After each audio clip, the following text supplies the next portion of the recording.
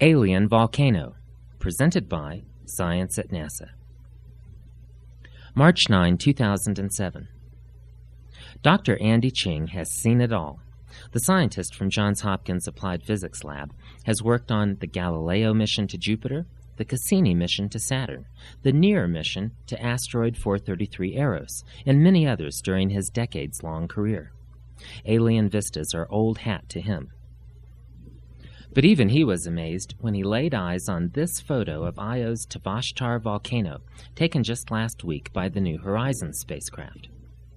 "Oh my God, I can't believe it!" That was my first reaction, says Ching. The LORRI image of the Tvashtar plume is the best and most detailed plume image that any of us, including longtime Jupiter experts, have ever seen. LORRI is an 8-inch telescope on board New Horizons, NASA's Pluto-bound spacecraft. The telescope was designed to take high-resolution pictures of Pluto and its moons when New Horizons reaches the outer solar system in 2015, explains Ching, the LORRI principal investigator. Last week, New Horizons flew past Jupiter for a quick velocity boost, and this gave us an opportunity to take some pictures, he says.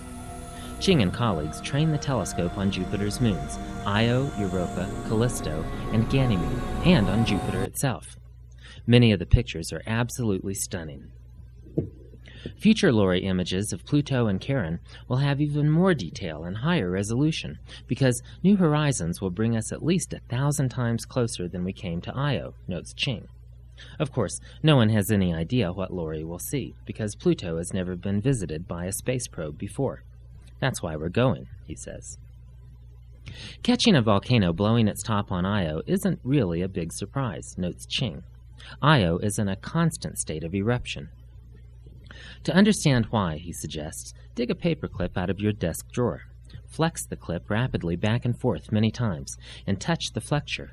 Careful, it's hot. The combination of flexing plus internal friction heats the clip to surprisingly high temperatures.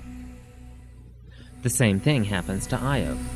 Gravitational forces exerted on Io by Jupiter and the other large moons raise tidal bulges in Io's solid crust 30 meters high. This flexing action, like the flexing of a paperclip, makes Io's interior molten hot, and as a result, the moon has hundreds of active volcanoes. We were actually hoping to catch a different volcano, Prometheus, says Ching. Prometheus is an old and reliable volcano on Io, which has been photographed many times before by Voyager and Galileo. It appears in the New Horizons photo, too. It's the little mushroom-shaped plume at 9 o'clock, he points out. Tvashtar dwarfed grand old Prometheus, rising 180 miles above Io's surface. For comparison, volcanoes on Earth spew their gas and dust just a few miles high. The patchy and filamentary structure seen in the Tvashtar plume suggests to me that condensation from gas to solid particulates is occurring, says Ching. In other words, the gas could be crystallizing in the cold space above Io to form a kind of sulfurous snow. Volcanoes spewing snow? It is an alien world after all. On to Pluto. This story was written and read by Tony Phillips. It's presented by Science at NASA.